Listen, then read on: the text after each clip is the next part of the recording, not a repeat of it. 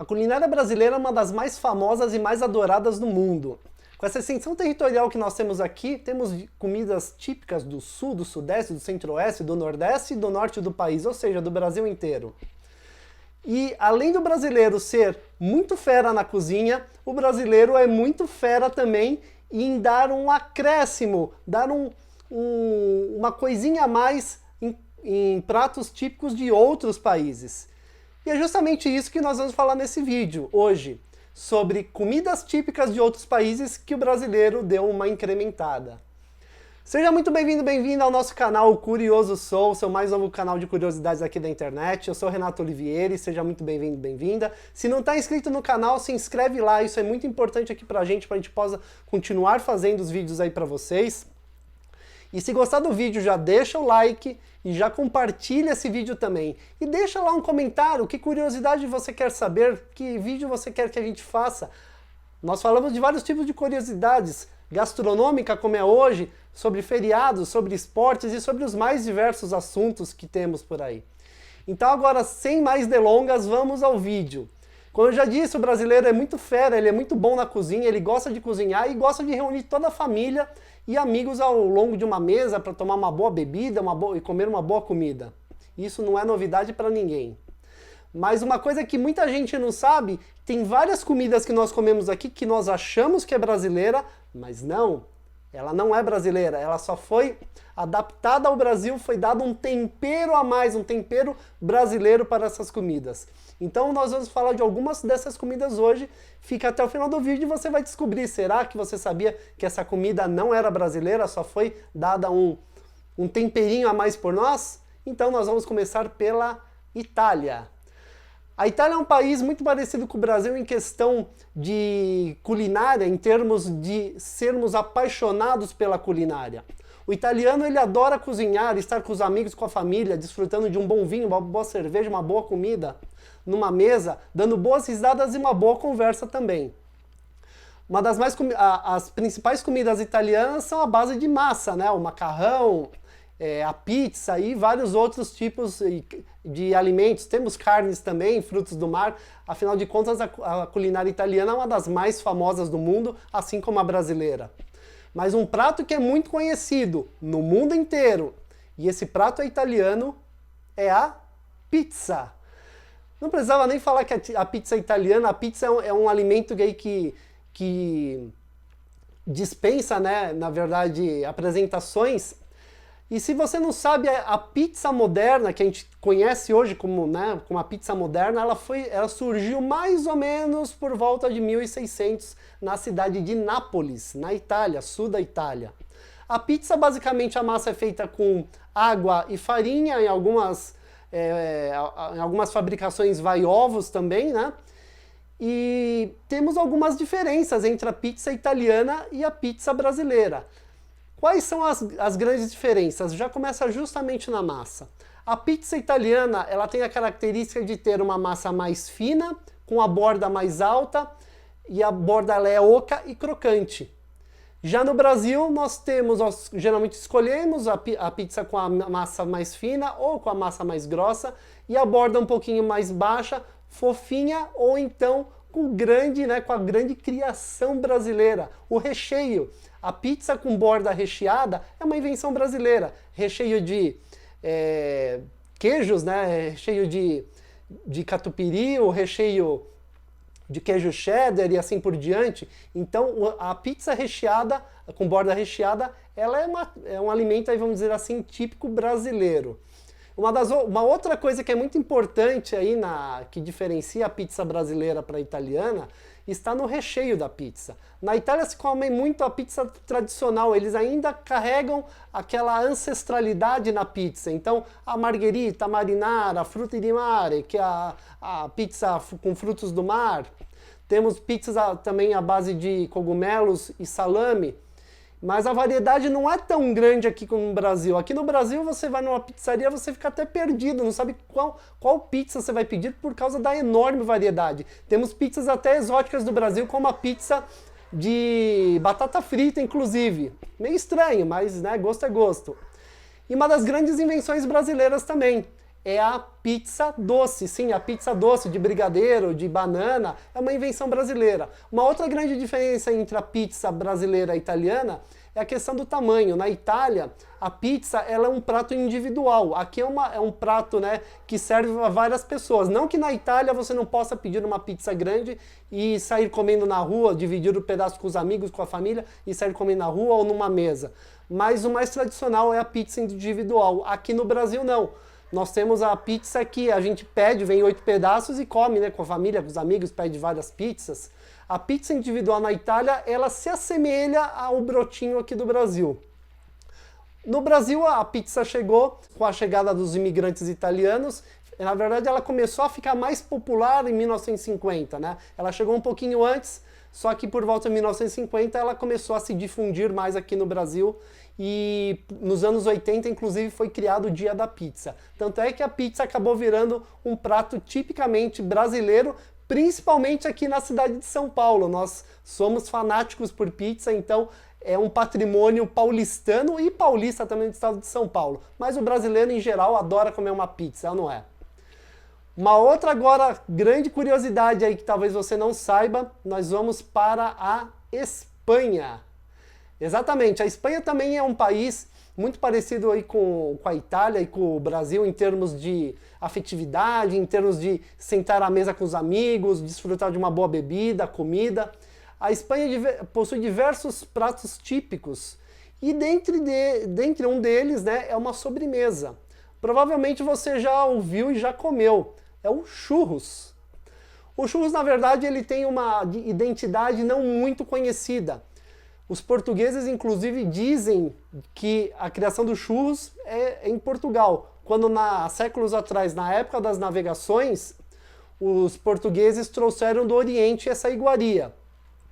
Já alguns dizem que os árabes levaram para a Europa essa iguaria do churros. Só que, oficialmente, é mais conhecido como o espanhol. O churros ele é muito conhecido na Espanha e, obviamente, em países da América Latina, principalmente os países que falam espanhol, né, que são a maioria dos países, principalmente no México, na Venezuela, na Argentina e outros países também. Uma grande diferença entre o churros brasileiro e o churros espanhol está na questão da incrementação. Se você não sabe, o churros ele é feito de farinha de trigo, água, ele é frito em óleo quente e salpicado com açúcar e canela. Estou falando isso, o churros original, o criado na Espanha. Só que, por volta mais ou menos lá da década de 60 do século passado, século 20, né, o churros chegou ao Brasil, em São Paulo, através de famílias espanholas. E com o passar do tempo, chegou como o churros tradicional, com o passar do tempo, hoje no Brasil nós temos o churros recheado com doce de leite, churros recheado com chocolate, churros recheado com creme de leite, com leite condensado, cobertura de chocolate e as mais diversas coberturas. Ou seja, o churros ele acabou se tornando não só um doce simples, mas como uma sobremesa aí bem variada, com bastante cobertura e bastante tipos de recheios também. Então essa é uma das grandes diferenças do churros espanhol para o churros brasileiro. Agora nós vamos para um outro país que temos aí um lanche que é muito famoso entre nós brasileiros, mas esse lanche não é brasileiro. Vamos para os Estados Unidos. Os Estados Unidos é um país muito conhecido por causa dos seus lanches, né? Principalmente pelo hot dog, ou cachorro-quente, nosso cachorro-quente, e pelo hambúrguer também. Existe uma tradição muito grande nos Estados Unidos de você comer um lanche assistindo um jogo de beisebol, um jogo de basquete, um jogo de futebol americano ou de hóquei no gelo, principalmente um cachorro-quente. E é justamente esse que nós vamos falar, o cachorro-quente. O cachorro-quente, na verdade, ele também tem tem uma identidade exata da sua criação, inclusive algumas pessoas dizem que foram os alemães que inventaram, por causa da salsicha. Alguns dizem que por volta lá da metade do século XIX, um açougueiro de Frankfurt batizou as salsichas com o nome da raça do seu cachorro, né? A Dachshund. Uma outra história que por volta lá de 1880, um imigrante alemão levou para os Estados Unidos a salsicha e lá criou um sanduíche, né, com salsicha quente, com molhos e dando origem ao cachorro-quente. Uma outra história que aí é tipicamente americana é que por volta de 1904, uma lanchonete, o dono de uma lanchonete em St. Louis, criou, né, nos Estados Unidos, ele criou o cachorro-quente de que forma? Ele servia salsichas quentes, né? Na época se comia só a salsicha com a mão, e para as pessoas não queimarem as mãos e não ficarem com as mãos sujas, ele fornecia luvas para essas pessoas. Só que essas luvas tinham que ser devolvidas, só que muitas pessoas não devolviam e esse comerciante começou a ter um prejuízo por causa disso. Aí ele teve a seguinte ideia de usar um pão para colocar a salsicha dentro para a pessoa poder comer a salsicha sem se queimar e não sujar a mão. Só que aí o pessoal obviamente começou a ver que era um lanche gostoso e comia com pão e tudo e acrescentava molhos no cachorro-quente. Nos Estados Unidos, a grande diferença do cachorro-quente dos Estados Unidos para o Brasil é que nos Estados Unidos o cachorro-quente ele é muito simples. Você pode ver naqueles filmes que as pessoas vão assistir um jogo de beisebol tomando um refrigerante, uma cerveja com cachorro-quente, ele só vai um molhinho, um ketchup, uma mostarda, um molhinho agridoce e acabou. Mas já no Brasil, a coisa é diferente. Segundo reza a lenda, aí, o cachorro-quente chegou no Brasil por volta da década de 20, do século 20, de uma maneira tradicional, só que ao longo do tempo o cachorro-quente foi sendo aperfeiçoado por nós brasileiros. Hoje nós temos cachorro-quente aí onde vai ervilha, vai os molhos tradicionais, né, o ketchup, a mostarda, vai a maionese, vai o purê de batata, vai a batata palha, vai ervilha, vai milho, vai um monte de coisa. Existem cachorros-quentes, principalmente aqui na região da Grande São Paulo, vendem cachorro-quente no qual eles pegam o pão, colocam a salsicha e fazem como se fosse um reboco de purê de batata. Então o cachorro-quente aqui no Brasil, ele praticamente virou um prato que você não consegue, não é só um lanche que você consegue comer com a mão, você precisa comer até de garfo e faca por causa do tamanho desse lanche. Então o cachorro-quente, ele tem origem americana, alguns dizem que é alemã, porém o cachorro-quente com aquele monte de molhos, aquele monte de ervilha, milho, e vai batata palha, e vai o purê de batata, ele é tipicamente brasileiro. Então tá aí mais um prato que você achava que era brasileiro, mas não, o brasileiro só adaptou. Agora nós vamos para o último prato. Vamos voltar para a Europa, vamos para a Suíça.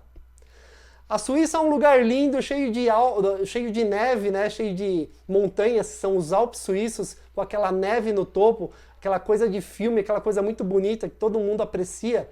E a culinária suíça também ela é muito rica, principalmente à base de queijos e chocolate. E é justamente nesse país, na fronteira da França com a Suíça, que surgiu o fondue. Sim, o fondue é um prato muito apreciado aqui do Brasil, principalmente no inverno, onde ele é muito apreciado com um bom vinho, uma boa companhia, amigos, família. E aqui em São Paulo, por exemplo, ele é muito conhecido, é muito servido para quem vai para Campos do Jordão. E no sul do país, para quem está em Gramado, na região das Serras Gaúchas. E no resto do país também. Fez um friozinho, o pessoal já reúne a galera, já acende o rechô, faz uma combinação lá de queijos e come o seu fondue lá, se divertindo com um pouco de vinho. Na verdade, o fondue ele é feito através com diversos queijos que são fundidos e você pega um pedaço de pão, vai pegando pedacinhos de pão italiano e vai molhando com aquele garfo longo e vai comendo. E é justamente aí uma coisa que chama muito atenção. Não se sabe exatamente, tá, a questão da origem do fondue. Muitos dizem aí que o fondue nasceu no século XVIII, alguns dizem que surgiu na Segunda Guerra Mundial, outros dizem que foi criado justamente por camponeses suíços que tinham dificuldade de se deslocar até o centro da cidade, e como eles eram produtores de leite, eles conseguiam, né, transformar esse leite em queijo e inventaram um fondue. E uma coisa muito curiosa é isso daí, porque o fondue, né, o fondue se fala em francês, justamente quer dizer fundir ou derreter. É por isso que a origem do fondue é de queijo. Depois surgiu o fondue de chocolate, E depois os fundis aí que não são bem fundis porque, afinal de contas, a gente não consegue derreter. Mas aqui no Brasil é muito tradicional, não se sabe se foi o brasileiro que inventou isso daí de fato, mas no Brasil é muito consumido o fundi de carne, o fundi de frango, o fundi de camarão.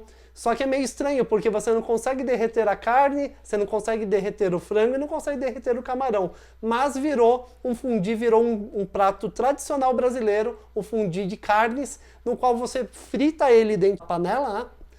E lá você frita a carne, aí depois você coloca um pouquinho de molho, né? Existem diversos tipos de molho a tudo quanto é gosto, e você se diverte também comendo um fundi de carne, que pode ser depois do de queijo e antes do fundi de chocolate também. Então tá aí mais um prato que o brasileiro acabou se adaptando bem a ele, que é o fundi de carne. O fundi é um prato, né, como eu já disse, tradicional da Suíça, mas o brasileiro acabou abraçando essa ideia do fundi e hoje é muito tradicional comer, principalmente no inverno, incluindo o fundi de carne e o de chocolate também. Essas foram algumas curiosidades sobre algumas comidas. Será que você sabia que essas comidas eram estrangeiras? Ou já sabia, ou achou que fossem brasileiras? Então, agora você sabe a origem dessas comidas. Se você gostou do vídeo, comenta aqui se você curtiu. Se você sabia ou não que essas comidas eram estrangeiras, a gente só deu uma temperada nessas comidas. Espero que você tenha gostado. Compartilhe esse vídeo com os amigos. E um grande abraço e a gente se vê na próxima curiosidade. Até lá!